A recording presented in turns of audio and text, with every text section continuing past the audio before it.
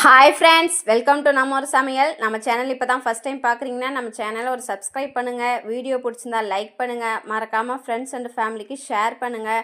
Night டின்னருக்கு என்ன பண்ணுறதுன்னு உங்களுக்கு ரொம்ப யோசனையாக இருக்கா? நான் சொல்கிற இந்த முட்டை பொடி மாசும் கூடவே கோதுமை தோசையும் வச்சு சாப்பிட்டு பாருங்கள் ஃப்ரெண்ட்ஸ். ரொம்பவே சூப்பராக இருக்கும். கண்டிப்பாக ட்ரை பண்ணுங்கள். வாங்க ஃப்ரெண்ட்ஸ், எப்படி செய்யலான்னு பார்க்கலாம். ஒரு கடாயில் ஆயில் ஆட் பண்ணிவிட்டு 2 பெரிய வெங்காயம், 1 பச்சை மிளகாய், கொஞ்சோண்டு கருவேப்பிலை ஆட் பண்ணி நல்லா நம்ம வெங்காயம் பொன்னிறம் ஆகிற மாதிரி ஃப்ரை பண்ணி எடுத்துக்கலாம். இப்போ பாருங்கள், வெங்காயம் நல்லா பொன்னிறமாக ஆகிடுச்சு. இந்த ஸ்டேஜில் 2 பெரிய தக்காளியை பொடிசாக எடுத்து நறுக்கியிருக்கேன். அதை அது கூடவே ஆட் பண்ணிக்கலாம். வெங்காயம் தக்காளி எல்லாமே வந்து நல்லா மசிஞ்சு வரணும். தக்காளிலாம் மசிஞ்சு வந்தால் தான் கொஞ்சம் நல்லாயிருக்கும். கண்டிப்பாக ட்ரை பண்ணி பாருங்கள். ரொம்பவே சூப்பராக இருக்கும். நைட்டு டின்னருக்கு என்ன செய்கிறதுன்னு யோசனையாக இருக்கும் போதெல்லாம் டக்குன்னு இந்த டிஷ்ஷு தான் எனக்கு மைண்டில் வரும். ஜஸ்ட்டு 5 மினிட்ஸில் பொடி மாசும் பண்ணிடலாம்.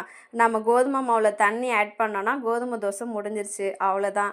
ரொம்ப சிம்பிளாக நம்மளுக்கு நைட்டு டின்னர் முடிஞ்சிருமா? அந்த மாதிரி நீங்களும் ட்ரை பண்ணி பாருங்கள். கண்டிப்பாக சூப்பராக இருக்கும். இப்போ வெங்காயம் தக்காளிக்கு தகுந்த மாதிரி நம்ம உப்பு ஆட் பண்ணிக்கலாம்.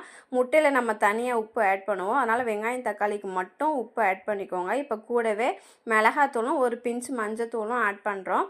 மிளகாத்தூளும் மஞ்சத்தூளும் பச்சை வாசனை போகிற வர லைட்டாக எண்ணெயிலே நம்ம ஃப்ரை பண்ணி எடுத்துக்கலாம். இப்போ வெங்காயத்தை வந்து நல்லா நம்ம தள்ளி விட்டுறலாம். தள்ளி விட்டு நடுவில் வந்து நம்ம ஊற்றின ஆயில் வந்து வரும். அந்த ஆயிலில் வந்து நம்ம முட்டை வந்து 3 முட்டை உடச்சி ஊற்றிக்கிறேன். கூடவே உப்பு ஆட் பண்ணுறேன்.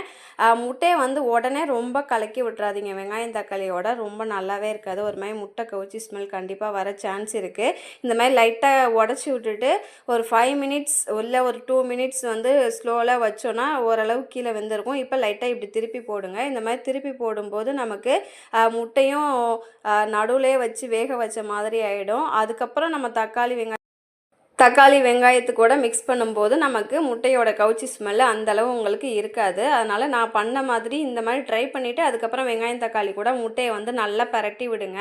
இந்த ஸ்டேஜில் வந்து கொஞ்சம் ஃபாஸ்ட்டாக வச்சு நல்லா கிண்டி விடுங்க. கண்டிப்பாக ட்ரை பண்ணுங்கள். ரொம்பவே சூப்பராக இருக்கும். லாஸ்ட்டாக வந்து பெப்பர் தூள் ஆட் பண்ணிக்கலாம். நான் வந்து வீட்டில் தான் அரைச்சி வச்சுருப்பேன். கண்டிப்பாக வீட்டில் இருக்கிற பெப்பர் தூள் ஆட் பண்ணுங்கள். அப்போ தான் ஒரு ஃப்ளேவரும் நல்லாயிருக்கும். கடையில் எப்படி இருக்கும்னு நமக்கு தெரியாது. இப்போ பாருங்கள், ரொம்பவே டேஸ்டான ரொம்பவே சூப்பரான ஒரு 5 மினிட்ஸ்லேயே ரெடி ஆகக்கூடிய ஒரு முட்டை பொடி மாஸ் வந்து ரெடி ஆயிடுச்சு. நம்ம சேனலில் வந்து நிறையா வீடியோஸ் வந்து அப்லோட் பண்ணியிருக்கோம். கண்டிப்பாக தொடர்ந்து நம்ம சேனலை ஒரு சப்ஸ்கிரைப் பண்ணிக்கோங்க, சப்போர்ட் பண்ணுங்கள்.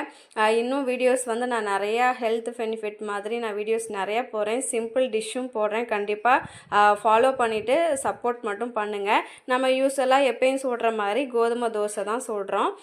நார்மலாக கோதுமை மாவில் தண்ணியும் உப்பும் ஆட் பண்ணி